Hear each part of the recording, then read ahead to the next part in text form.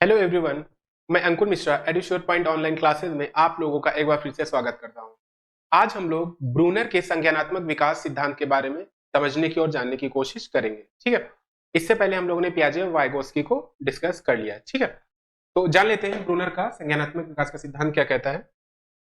देखिए, पहले कुछ इनके बारे में फैक्चुअल जो चीजें हैं वो हम समझ लेते हैं क्या है। ये इतना इंपॉर्टेंट नहीं है। जेरोम ब्रूनर का जन्म कहां पर हुआ था, कब हुआ था? 1915 में हुआ था। कहां पे? अमेरिका के न्यूयॉर्क शहर। ठीक है, इनकी जो शिक्षा है यानी जो विश्वविद्यालय शिक्षा है वो कहां पर हुई? वो ड्यूक यूनिवर्सिटी और हार्वर्ड यूनिवर्सिटी में हुई। अब इन्होंने कुछ इंपॉर्टेंट बुक्स लिखी हैं जो एग्जाम पे जब भी फैक्चुअल क्वेश्चन इनके बारे में अगर आएगा तो वो पूछी जा सकती है। ठीक है, पहली इनकी बुक कौन है? A study of thinking. दूसरी है the process of education. Third है the process of cognitive growth. And the next one the relevance of education. और नेक्स्ट है द कल्चर ऑफ एजुकेशन। और लास्ट है toward a theory of instruction. ठीक है, ये 6 किताबें हैं जो बहुत इंपॉर्टेंट है। इनसे क्वेश्चन मतलब ऑप्शन में दिया जा सकता है कि ब्रूनर के द्वारा लिखी हुई पुस्तक कौन सी है ना। तो ये आप तभी जान पाएंगे जब आपने ये पढ़ा हो कि ब्रूनर ने कौन कौन सी बुक्स लिखी हैं। ठीक है, आइए आगे देखते हैं। अब देखिए, ब्रूनर ने बेसिकली किया क्या है, दो तरीके के क्वेश्चंस उन्होंने निकाले हैं और उन्हीं के आंसर को ढूंढने के लिए जो आंसर ढूंढा उन्होंने उसी के बेस पे उन्होंने अपना संज्ञानात्मक सिद्धांत दिया। वो दो क्वेश्चन कौन से थे? देखिए, पहला क्वेश्चन ये है कि जो बच्चा होता है वो किस ढंग से अपनी अनुभूतियों यानी अपनी फीलिंग्स और एक्सपीरियंसेस को कैसे दूसरों के सामने व्यक्त करता है, पहला क्वेश्चन। दूसरा है इन्फेंसी यानी शैशवावस्था तथा बाल्यावस्था में बालकों का मानसिक चिंतन, आप इसे मेंटल थिंकिंग कह सकते हैं, मेंटल ऑपरेशन कह सकते हैं, ठीक है, मेंटल रिप्रेजेंटेशन कह सकते हैं, ये कैसे होता है। इन्हीं दोनों क्वेश्चन के बेसिस पे ब्रूनर का संज्ञानात्मक विकास सिद्धांत पूरा आधारित है। ठीक है, फिर से देखते हैं। पहला क्वेश्चन क्या था कि बच्चा अपनी रिक्वायरमेंट्स आप कह सकते हैं। जैसे बच्चा छोटा है, पैदा होते ही उसे सब कुछ नहीं आता है, इस इन्वायरमेंट में आया है, इस परिवेश में आया है, वो भी उसको समझ में नहीं आता है, लेकिन उसकी कुछ नीड्स तो हैं, उसकी कुछ जरूरतें तो हैं। तो वो अपनी जरूरतों को कैसे व्यक्त करता है, पहला क्वेश्चन ये है। दूसरा है जब जैसे जैसे बच्चा बड़ा होता है तो उस पे मेंटल ऑपरेशन की टेंडेंसी आने लगती है। तो वो मेंटल ऑपरेशन यानी मेंटल थिंकिंग, मानसिक चिंतन किस प्रकार से करता है, किस ढंग से करता है, इसका उत्तर भी ब्रूनर ने खोजने की कोशिश की है और इसी के माध्यम से उन्होंने अपना संज्ञानात्मक विकास का सिद्धांत दिया है। ठीक है, अब देखिए, अपनी अनुभूतियों को बच्चा किस प्रकार एक्सप्रेस करता है और शैशवावस्था या बाल्यावस्था यानी चाइल्डहुड एज में मेंटल ऑपरेशन किस ढंग से होते हैं, इसी के बेसिस पे ब्रूनर ने 3 ढंग बताए हैं, 3 वेज बताए हैं। कौन कौन सा? पहला है सक्रियता का ढंग यानी इनएक्टिव मोड, जो कब से कब तक रहता है? जन्म से 1.5 या 2 साल तक। ठीक है। दूसरा है दृश्य प्रतिमा का ढंग यानी आइकॉनिक मोड, कब से कब तक रहता है? 2 से 7 साल तक। लास्ट है सिंबॉलिक मोड यानी कि सांकेतिक ढंग, कब से कब तक? 7 से अधिक। ये एरो इसलिए बने हैं क्योंकि जब भी बच्चा इस दुनिया में आता है तो उसका जो डेवलपमेंट का प्रोग्रेस होता है वो इधर से इधर की ओर ही चलेगा, यानी उसको इस रास्ते से गुजरना ही है। यानी पहले इनएक्टिव मोड होगा, उसमें उस ढंग से सोचेगा, फिर आइकॉनिक मोड के माध्यम से सोचेगा, फिर उसका मेंटल ऑपरेशन सिंबॉलिक मोड के माध्यम से होगा। ये नहीं हो सकता है, ध्यान दीजिएगा, ये बिल्कुल पॉसिबल नहीं है कि बच्चा इस दुनिया में आया और वो सीधे ही आइकॉनिक मोड के माध्यम से उसका मेंटल ऑपरेशन शुरू हो गया, या सीधे ही उसका मेंटल ऑपरेशन यानी जो मानसिक क्रियाएं हैं, मानसिक चिंतन है, वो सीधे ही सिंबॉलिक मोड में आ जाएगा। ऐसा नहीं हो सकता है, ब्रूनर ने कहा है। ब्रूनर का कहने का मतलब है एक सीक्वेंस वाइज वो एक मोड से दूसरे मोड की ओर जाएगा। ठीक है,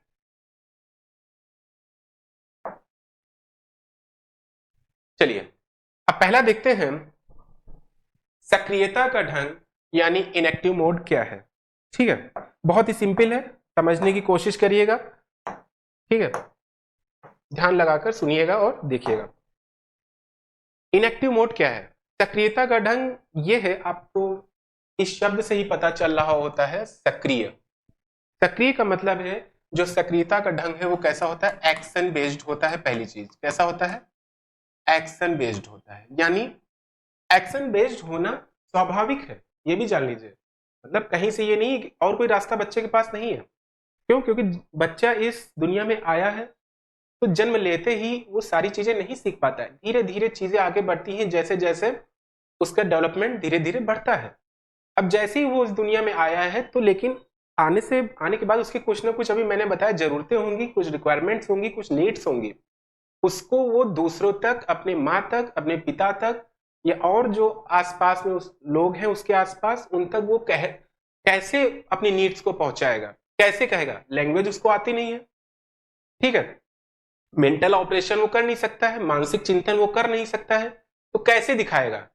तो बच्चा क्या करता है? आपने कभी नोटिस किया होगा, जब छोटा बच्चा होता है तो या तो वो रोने लगेगा, ठीक है, या तो बहुत कभी कभी हंसने भी लगता है, और कभी कभी हाथ पैर पटकने लगता है। यही सारे जो सिम्टम्स हैं, यही सारी जो चीजें हैं, वो क्या कर रहा है? एक्टिविटी कर रहा है, एक्शन कर रहा है अपने जो उसकी फिजिकल बॉडी है उसके माध्यम से। तो ये सब जब चीजें करने लगता है तो उसकी माँ को या फादर को समझ में आ जाता है कि इसको कुछ चाहिए या तो इसको दिक्कत है। जैसे कुछ उसको पेन हुआ, कुछ दर्द हुआ तो रोने लगेगा। रोने का मतलब है, पेरेंट्स ये समझ जाते हैं कि उसको किसी न किसी प्रकार की दिक्कत है। तो रोना क्या हुआ? एक प्रकार का एक्शन है ना, एक क्रिया है जिसके माध्यम से वो मैसेज देना चाह रहा है कि मुझे दिक्कत है, क्योंकि वो बोल के नहीं बता सकता है, ठीक है। दूसरा आ जाता है, अब देखिए, जैसे उसको, जैसे ही बोतल आती है दूध की, वैसे ही वो खुश हो जाता है, उसके फेस पे स्माइल आ जाता है, वो भूख लगी है, अब उसको दूध मिलेगा। तो वो जो स्माइल है वो क्या है? वो खुशी जाहिर कर रहा है। अब वो बोल के थोड़ी खुशी जाहिर कर सकता है ना, वो खुशी जाहिर कर रहा है कि मुझे भूख लगी है और दूध आ गया। तो इस प्रकार से जैसे जीन पियाजे का जो संवेदी गामक स्टेज थी ना, सेंसरी मोटर, सेम वैसे ही ये क्या है? आपके इनएक्टिव मोड है। अगर दोनों को हम कंपेयर करें, उसमें भी वो अपने सेंसेस के माध्यम से बताता था, और इसमें भी एक्शन के माध्यम से वही उसी प्रकार से बताने की कोशिश करता है। तो ये क्या है? इनएक्टिव मोड है। यानी कि ये एक्शन बेस्ड होता है, शारीरिक क्रियाओं के द्वारा अपने पेरेंट्स को अपनी फीलिंग्स, उसके मन में क्या है, क्या चीज है, क्या वो चाह रहा है, क्या नहीं चाह रहा है, क्या दिक्कत है, इन सब के बारे में मैसेज कन्वे करता है। किसके द्वारा? एक्शन के माध्यम से, यानी गतिविधि के द्वारा या क्रिया के द्वारा। ठीक है, सिंपल सा है, क्रिया के द्वारा। ठीक है, ये हमारा हो गया इनएक्टिव मोड। अगला आ जाता है दृश्य प्रतिमा ढंग, यानी आइकॉनिक मोड।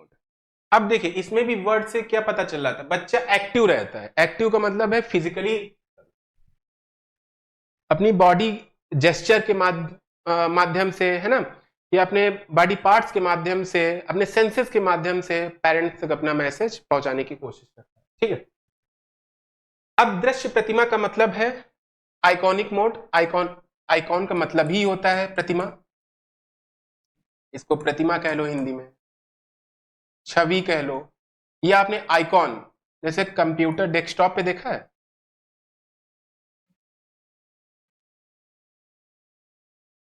डेस्कटॉप पे जब आप होम पेज पे जाएंगे तो आइकॉन्स बने रहते हैं, वो क्या है?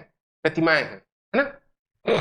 ठीक है, तो इन शॉर्ट कहने का मतलब है, जो भी चीज दिख रही है, ठीक है, इसमें क्या होता है समझ लीजिए, दो चीजें इसमें आती हैं। एक तो अपनी अनुभूतियों को, अपनी अनुभूतियों को मस्तिष्क में बनी छवि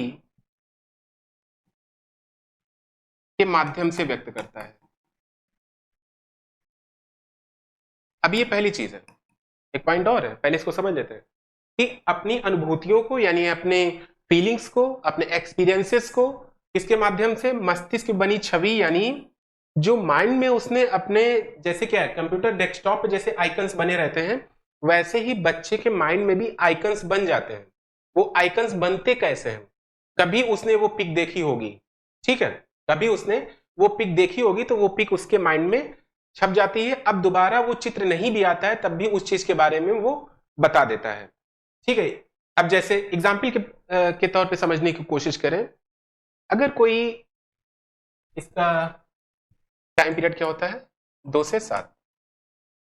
अब चूंकि 2 से 7 साल की बात हो रही है, बच्चा थोड़ा बड़ा हो चुका होता है, चीजें कुछ बेहतर हो गई होती हैं, चीजें कुछ उसको समझ में आने लगती हैं। तो अगर उसके पेरेंट्स ने उससे पूछा ये क्या है, वो तुरंत कहेगा ट्राइंगल। क्या है? ट्राइंगल। और ये जाने बिना कि ट्राइंगल की डिफिनीशन क्या होती है, ट्राइंगल का कॉन्सेप्ट क्या होता है, त्रिभुज का कॉन्सेप्ट क्या है, ये तो बच्चे आगे पढ़ते हैं 4th 5th में जब जाते हैं। और इवन इसके बारे में बच्चा जब 2 से 7 साल के बीच का होता है तभी वो बता देता है ये ट्राइंगल है। आप उससे पूछेंगे सर्कल क्या है, इवन आपने ये 3 पिक्स बना दी, सर्कल बना दिया, क्वाड्रेटल भी बना दिया, आप इसमें पूछेंगे सर्कल बताओ कौन सा है, तो बता देगा ये है। अब बताओ कैसे? ना तो उसको कॉन्सेप्ट के बारे में तो सवाल ही नहीं पैदा होता कि इतना छोटा बच्चा है उनके कॉन्सेप्ट के बारे में जानता हो कि सर्किल क्या होता है, ट्राइंगल क्या होता है, क्वाड्रिलेटरल क्या होता है, यानी चतुर्भुज क्या होता है। इसने कभी पिक देखी होगी या घर में कुछ चीजें रखी होंगी, या अपनी मदर से उसने पूछा होगा गोल गोल ये क्या, तो उसकी मम्मा ने कह दिया होगा ये सर्किल है ना, ये क्या है, ये ट्राइंगल है। तो एक बार जब उसने अपने पेरेंट्स से पूछा तो वो छवि, वो आइकन उसके माइंड में बन गया। अब जब भी, अब समझिएगा, अब ये चीज उसके सामने आए मूर्त रूप से या ना आए, आप जब कभी भी उससे पूछेंगे तो जो चीजें उसके माइंड में आइकन्स बने हुए हैं, जो पिक्चर विजुअल इमेजेस उसके माइंड में बनी हुई हैं, उनके माध्यम से ये बता देगा जो उसने पहले देखी हुई है। ठीक है, बात समझ में आ रही? उस चीज को नहीं बता पाएगा जो उसने कभी देखा ही नहीं है। सपोज दैट एग्जांपल और ले, एप्पल। एप्पल की प्रॉपर्टी क्या होती है जो देखने से पता चले? ध्यान रखिए, देखने से, खाने से नहीं। उसका टेस्ट वो नहीं बता पाएगा। ठीक है, देखने से सिर्फ उसका कलर पता हो सकता है। ऑरेंज का कलर पता हो सकता है। ठीक है, बनाना का कलर, आप उससे पूछेंगे बनाना किस कलर का होता है, बच्चा कहेगा येलो। ऑरेंज की सॉरी एप्पल किस कलर का होता है, वो कहेगा पिंक। बात समझ में आ रही है? पिंक या रेड। तो उसने ये प्रॉपर्टी कैसे बताई? उसने कभी देखा होगा, वो इमेज उसके माइंड में बनी होगी। इवन आप जब क्वेश्चन पूछ रहे हैं उससे तो एप्पल या फ्रूट्स उसके आसपास नहीं है, इवन तब भी वो आपको बता रहा है। इसका रीजन क्या है? Iconic mode. यानी वो किस मोड में सोच रहा है? आइकॉनिक मोड में। आइकन्स, विजुअल इमेज जो उसने पहले देखी है मूर्त रूप में, वो चीजें उसके माइंड में छपी हुई हैं, और जब उसके सामने वो चीजें नहीं भी हैं तब भी वो आराम से बता पा रहा है। ये पहली चीज हो गई, मस्तिष्क में अनुभूति हुई, यानी किसी ने क्वेश्चन पुटअप किया, अगर उसके माइंड में वो चीज है पहले देखी हुई तो बता देगा। अब दूसरी चीज, लर्निंग भी, लर्निंग या एक्विजिशन भी इसी मोड में बेहतर होता है इस एज के बच्चों में। यानी जो 2 से 7 साल के बच्चे होते हैं उनको आप वर्बली नहीं समझा सकते, उनको आप बोल के नहीं समझा सकते। इसीलिए क्या होता है, प्राइमरी लेवल पे जो बुक्स होती है उसमें क्या होता है, पिक्स ज्यादा होती हैं।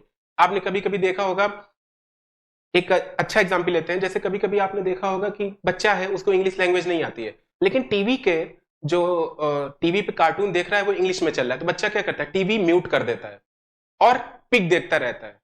इवन वो टीवी म्यूट है क्योंकि लैंग्वेज उसको वैसे भी नहीं समझ में आ रही, इंग्लिश है, सपोज उसकी मदर टंग हिंदी है, नहीं समझ में आ रहा है, उसने टीवी को म्यूट कर दिया और सिर्फ पिक देख रहा है और हंस रहा है। इसका मतलब क्या है, पिक देख के वो गेस कर रहा है कि ये कैसे हुआ होगा, अब ये क्यों हंस रहा है, ये क्या हुआ होगा। यानी पिक के माध्यम से वो चीजों को अपने माइंड में ले रहा है। बात समझ में आ गई? और दूसरी चीज है, जैसे पियाजे की मूर्त संक्रियात्मक अवस्था थी, है ना, कॉन्क्रीट ऑपरेशनल स्टेज, उसमें बच्चा कैसे मेंटल ऑपरेशन करता था, देख के। सेम वही इसमें है कि अगर चीजें सामने रखी हुई हैं, ठीक है, तो उसके बारे में वो ज्यादा बेहतर तरीके से सीखेगा रादर देन आप उसे वर्बली समझाएंगे। कहने का मतलब है, कोई ऐसी चीज, ऐसा कॉन्सेप्ट, आप जो, जैसे टीवी है, टीवी का आप उसको फिगर मत दिखाइए, आप बताइए सिर्फ ऐसी होती है, रेक्टेंगल शेप की होती है और उसमें ये चैनल्स आते हैं और ये कार्टून भी आता है, वो नहीं समझ पाएगा। आप सिर्फ टीवी ला के उसके सामने रख दीजिए और एक बार ऑपरेशन करके दिखाइए। ऑपरेशन का मतलब है कि ये कार्टून चैनल है और ये इसका रिमोट है ना, यहाँ से ऑन ऑफ होता है। जब आप एक बार वो देख लेगा तो वो अपने मन से सीख जाएगा। इसीलिए छोटे बच्चे क्या होते हैं, जब पेरेंट्स को 2-3 बार टीवी को ऑन ऑफ करते देखते हैं, रिमोट से उसको फंक्शनिंग करते देखते हैं, तो बच्चा भी करने लगता है। क्यों? क्योंकि विजुअल इमेजेस के माध्यम से, आइकॉनिक मोड के माध्यम से उसका मेंटल ऑपरेशन हो रहा होता है और देखकर चीजें वो ज्यादा बेहतर तरीके से सीख रहा होता है। दूसरी चीज ये इंपॉर्टेंट है, यानी अपने एक्सपीरियंस को जब वो व्यक्त करता है तो भी आइकॉनिक मोड के माध्यम से बेहतर तरीके से व्यक्त कर पाता है, और जब सीखता है, एक्विजिशन होता है या लर्निंग होती है, वो भी वो देखकर ज्यादा समझ पाता है रादर देन लैंग्वेज, क्योंकि लैंग्वेज का जो मोड है अब इसके बाद आएगा। यानी 7 साल से जो अधिक के बच्चे होते हैं वही सिंबॉलिक मोड से सीख सकते हैं। ठीक है, अगला देखते हैं। अगला है, जो लास्ट है, सांकेतिक ढंग यानी सिंबॉलिक मोड। ठीक है,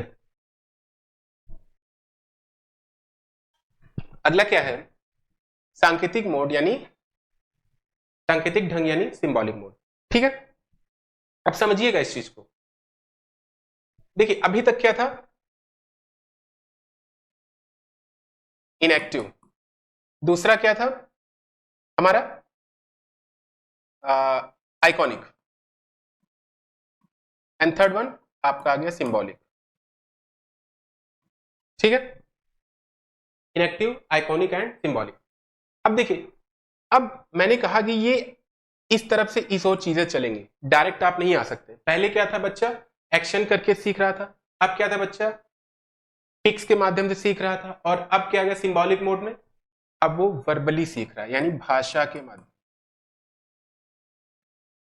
लेकिन एक चीज याद रखिएगा, एज 7+ है, तभी वो भाषा वर्बली वो सीख सकता है। Is that clear?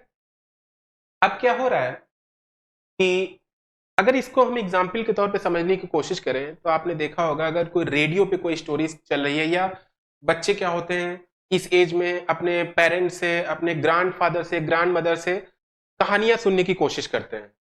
अब क्या कहानियां उनको पिक्चराइज मोड में दिखाई जा रही हैं? नहीं, वो सुन रहे हैं। सपोज कछुआ और खरगोश की कहानी वो सुन रहे हैं, या लोमड़ी वाली कहानी सुन रहे हैं। तो हो क्या रहा है, वो जैसे जैसे उनके पेरेंट्स, मदर या फादर या एनीवन एल्स उनको कहानियां, स्टोरी सुना रहा है, वैसे वैसे वो विजुलाइज कर रहे हैं। ठीक है, हाँ ऐसा हुआ होगा, जंगल तो क्योंकि चूंकि आप समझिए आइकॉनिक मोड से वो गुजर चुके हैं, वो प्रतिमाएं, वो आइकन्स उनके माइंड में हैं, वो जानते हैं जंगल क्या है, वो जानते हैं फॉक्स क्या है, उस मोड से वो आ चुके हैं, यानी वो सारी ऑलरेडी प्रतिमाएं उनके माइंड में हैं। अब वो कर क्या रहे हैं सिंबॉलिक मोड में? जैसे जैसे स्टोरी आ रही है, उन्हीं आइकॉन्स के माध्यम से वो पिक्चर अपने माइंड में चलाते जा रहे हैं। बात समझ में आ रही है? उन्हीं वो ऑटोमेटिकली मिक्सअप होती चली। जंगल, जैसे पेरेंट्स का एक जंगल था, उनके माइंड में तुरंत जंगल आ जाएगा। ठीक है, वो चाहे जैसा है, या उन्होंने जैसा पहले देखा होगा कभी, उस टाइप का। ठीक है, तो अब जैसे जैसे मदर स्टोरी सुनाती जाती है, वैसे वैसे वो चीजों को, वो स्टोरी को समझते हैं, बिना इसके कि उन्होंने साक्षात उस चीज को देखा है।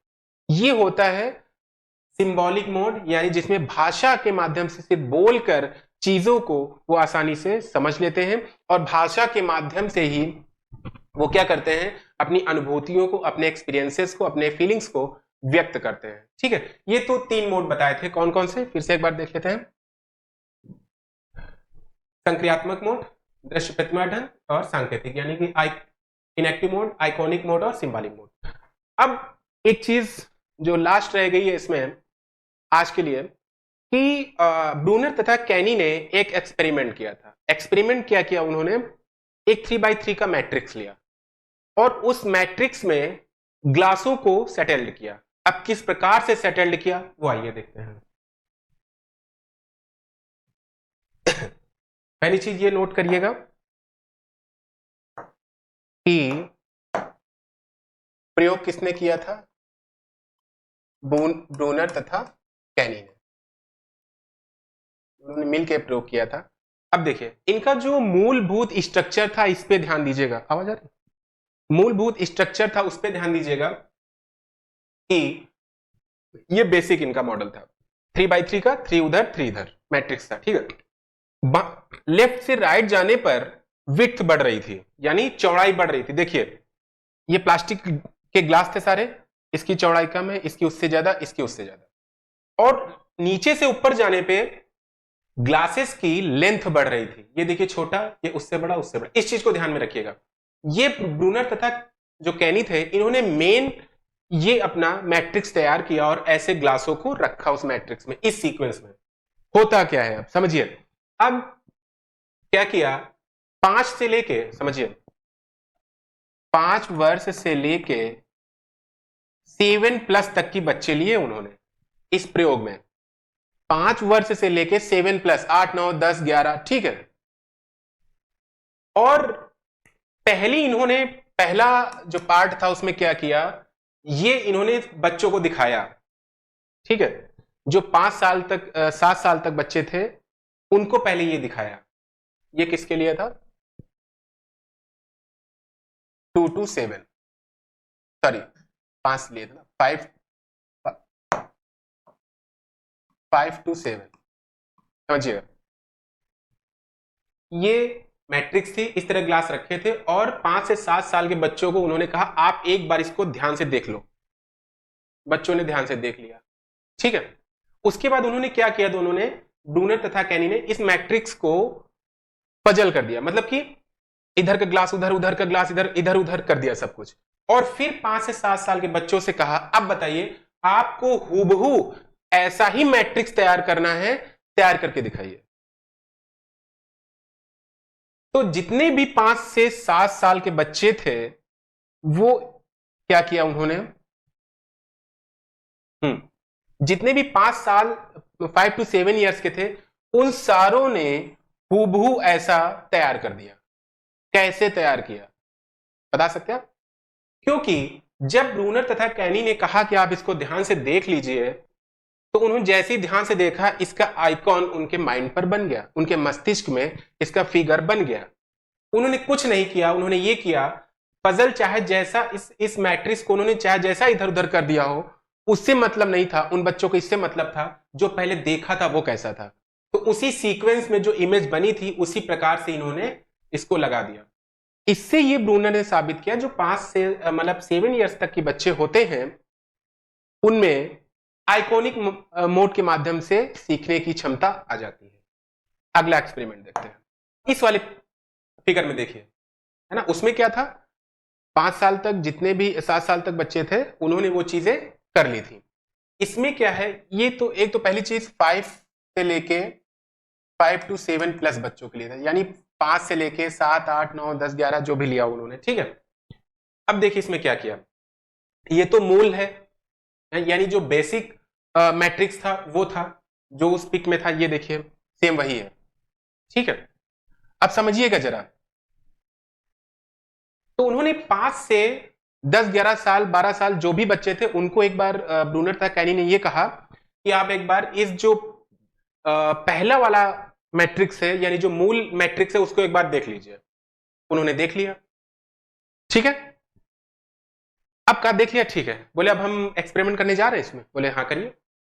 तो इन्होंने फिर पिक को चेंज किया, यानी जो मैट्रिक्स बना के उस पर ग्लासेस रखे थे प्लास्टिक, अब उसमें उन्होंने छेड़छाड़ करना शुरू की। क्या छेड़छाड़ की, जो इधर से सबसे चौड़े वाले राइट साइड में प्लास्टिक के ग्लास थे, समझिएगा भाषा का खेल है इसमें, भाषा लैंग्वेज को समझिएगा।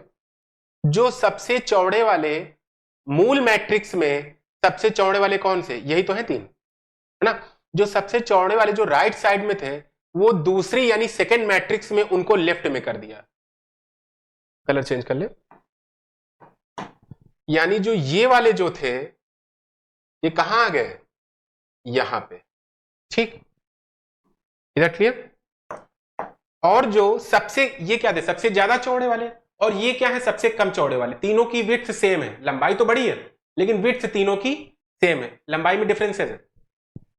तो ये जो कम चौड़े वाले थे इनको उठा के, ये लेफ्ट में था तो नई मैट्रिक्स में इसको राइट में करें। जरा देखिए सेम है, बिल्कुल सेम है, बीच वाला बीच वाले में अपनी जगह पे, ठीक है। इन्होंने ऐसा कर दिया। अब कहा कि बताइए इसको आप जो पहले वाली मैट्रिक्स थी उसमें कन्वर्ट करिए, यानी जो पहले पिक दिखाई गई थी आपने देखा था उसमें कन्वर्ट करिए। तो इसका रिजल्ट क्या आया समझिएगा, इसका रिजल्ट ये आया कि जितने भी 5 ईयर के बच्चे थे उनमें से किसी ने भी इस इस मैट्रिक्स से वो पहले वाली मैट्रिक्स पे नहीं आ पाए। दूसरा, 6 इयर्स के कुछ बच्चे ही ऐसा कर पाए। तीसरा, 7 ईयर से प्लस 7 ईयर या उससे ज्यादा के जो थे उन सारों ने या कह लें सभी ने इसको सॉल्व कर लिया। रीजन क्या था समझिएगा, क्योंकि 5 ईयर 6 ईयर के कुछ बच्चों ने किया, क्योंकि जब वो आइकॉनिक से सिंबॉलिक में बढ़ रहे हैं तो ऑब्वियस सी बात है जैसे जैसे आइकॉनिक की लास्ट स्टेज आएगी वैसे वैसे वो सिंबॉलिक का इनिशियल स्टेज होता है। इस कारण से जो लास्ट आइकॉनिक स्टेज के बच्चे होते हैं यानी 6, 6.5, 7 साल वाले, उनके अंदर भी वो चीजें आना सिंबॉलिक मोड वाली शुरू हो जाती है। ब्रूनर का ये कहना था, ठीक है। इस वजह से कुछ 6 इयर्स के कुछ बच्चे कर पाए, 7 इयर्स के सारे इसलिए कर दिए जैसे ही उन्होंने इमेज देखी वैसे ही उन्होंने एक वर्बल लैंग्वेज अपने माइंड में डाली। पिक देखते ही, इमेज नहीं बनाई इन्होंने, ये ध्यान रखिएगा। इन्होंने क्या वर्बल लैंग्वेज डाली कि जो राइट से लेफ्ट जाने पर, समझिए लेफ्ट से राइट जाने पे विड्थ बढ़ रही है और नीचे से ऊपर जाने पे लेंथ बढ़ रही है। सिर्फ ये क्या लैंग्वेज डाली कि लेफ्ट से राइट आने पे विड्थ प्लस हो रही है और नीचे से ऊपर जाने पे लेंथ प्लस हो रही है। अब देखिए क्या इधर से, देखिए क्या राइट से लेफ्ट आने पे विड्थ प्लस हो रही है? नहीं। विड्थ कब प्लस होगी? जब ये उठा के हम इधर रख देंगे और ये उठा के इधर रख देंगे, तब। सिर्फ उन्होंने पूरे पिक को देखकर एक लैंग्वेज डेवलप कर ली, वर्बल लैंग्वेज यानी सांकेतिक भाषा, और कुछ नहीं किया कि राइट से लेफ्ट में चौड़ाई बढ़ेगी और नीचे से ऊपर में लंबाई बढ़ेगी, ठीक है। तो सिर्फ इसमें डिफरेंसेस क्या था कि राइट से लेफ्ट में आके चौड़ाई घट रही थी। देखिए ये सबसे बड़ा, उससे छोटा, सबसे छोटा। और पहले वाली पिक में क्या था जो उन्होंने वर्बल लैंग्वेज अपने माइंड में डाली थी कि राइट से लेफ्ट आने पर, सॉरी राइट से लेफ्ट क्या है, लेफ्ट है ना, लेफ्ट से राइट, सॉरी लेफ्ट, हाँ, लेफ्ट से राइट आने पर चौड़ाई बढ़ रही है और यहां पे क्या था, लेफ्ट से राइट जाने पर चौड़ाई घट रही थी। उन्होंने कुछ नहीं किया, इसको उठा के इधर कर दिया, 7 साल के बच्चों ने इसको उठा के इधर कर दिया और सेम चीज आ गई, ठीक है। बात समझ में आ गई? तो ये एक्सपेरिमेंट किया था ब्रूनर तथा कैनी ने, और इसके माध्यम से उन्होंने ये चीज डेवलप की कि जितने 7 इयर्स प्लस बच्चे होते हैं उनके अंदर सिंबॉलिक मोड से ही वो चिंतन करते हैं, यानी सांकेतिक ढंग से उनके मेंटल ऑपरेशन होते हैं और वो अपना जो फीलिंग्स है, एक्सपीरियंसेस है, वो उनका एक्सप्रेस करने का तरीका भी भाषाई होता है, ना कि आइकॉनिक होता है या एक्शन बेस्ड होता है, ठीक है। आई होप आप लोगों को ब्रूनर का जो ये इतना पार्ट मैंने समझाया आप लोगों को अच्छे तरीके से समझ में आया होगा। नेक्स्ट वीडियो में इसके आगे की भी कुछ कहानी है। कहानी ये है कि ब्रूनर पियाजे में क्या डिफरेंसेस थे और ब्रूनर और वाइगोस्की में क्या क्या चीजें कॉमन थी, उसको हम लोग जानेंगे। तो पूरा जो ब्रूनर का संज्ञानात्मक विकास का सिद्धांत है उससे कहीं भी क्वेश्चन, जो कि बहुत कम पूछा जाता है और जिस दिन पूछ लिया गया उस दिन बच्चों से होना मुश्किल हो जाएगा, क्योंकि बहुत लोग क्या इसको पढ़ाते नहीं है या बच्चे इस पे बहुत कम फोकस करते हैं ब्रूनर के संज्ञानात्मक विकास के सिद्धांत, ठीक है। थैंक यू, मिलते हैं नेक्स्ट वीडियो में।